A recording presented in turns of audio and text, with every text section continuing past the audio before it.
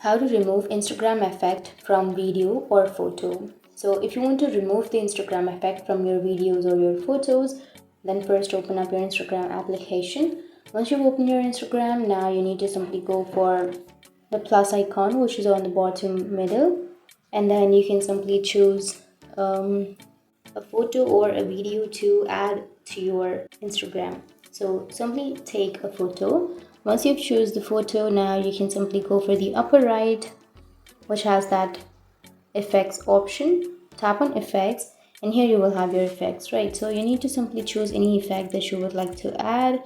So tap on the effect and your effect has been added. So if you want to remove this effect from Instagram, or if you want to remove the effect, then what you need to do is again tap on the effects, which is on the upper right, and you can go for the left. You need to swipe left, and if you swiped left, you will have this kind of interface, which is no effect.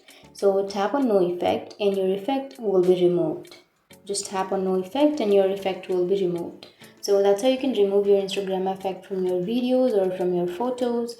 And if you have any questions, feel free to comment below. Thanks for watching.